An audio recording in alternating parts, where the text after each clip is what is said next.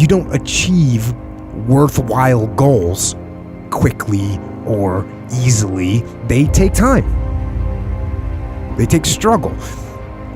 They take relentless pursuit day in and day out. That's what it takes. But also, things don't usually fall apart quickly either.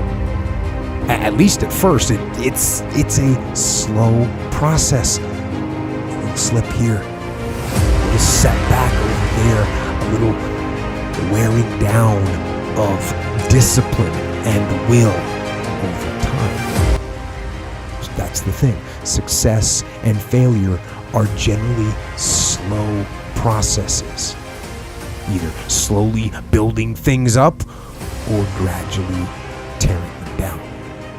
And that's why I say you've got to pay attention. You have to watch. You have to watch every single second, because those seconds, they turn into minutes, and minutes turn into hours, and hours turn into days, and days turn into years. And so that second that just went by, that counted. And so did that second. And so did that one. And in those precious seconds, you were either building or you were decaying. You were either gaining ground or you were losing ground in that second, and in every second. Every second counts. So make every second count. Well, you should be afraid of taking risks and pursuing something meaningful. But you should be more afraid of staying where you are if it's making you miserable. It's like the first thing you want to do is dispense with the idea that you get to have any permanent security outside of your ability to contend and adapt. It's the same issue with children. It's like you're paying a price by sitting there being miserable. You might say, well, the devil I know is better than the one I don't. It's like, don't be so sure of that. The clock is ticking. Yeah, and if you're miserable in your job now and you change nothing, in 5 years you'll be much more miserable and you'll be a lot older. It's a luxury to pursue what makes you happy. It's a moral obligation to pursue what you find meaningful.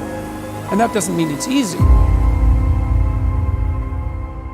You know, if you take people, and I've told you this, and you expose them voluntarily to things that they are avoiding and are afraid of, you know, that they know they need to overcome in order to meet their goals, their self-defined goals. If you can teach people to stand up in the face of the things they're afraid of, they get stronger. And you don't know what the upper limits to that are, because you might ask yourself, like, if for 10 years, if you didn't avoid doing what you knew you needed to do, by your own definitions, right, within the value structure that you've created, to the degree that you've done that, what would you be like? Well, you know, there are remarkable people who come into the world from time to time, and there are people who do find out over decades-long periods what they could be like if they were who they were, if they spoke their being forward.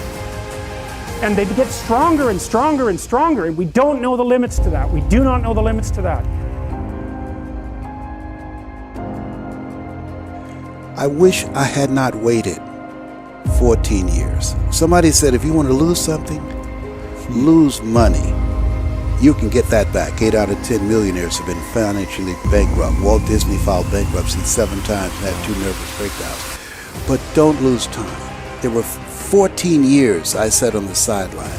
14 years I said, I don't have an investor in me like Tony Robbins. 14 years that said, I don't have an MBA or a PhD, and I can't compete with these guys. I have the complexion of rejection. 14 years I silenced myself. Wow. And so I regret that, because there are some people that maybe if they'd heard my voice, they would not have turned to drugs. If they'd heard my voice, their lives would have taken a different direction. And I can't get those 14 years back. That haunts me, and I think that drives me when I speak with such energy. I'm trying to make up for that time.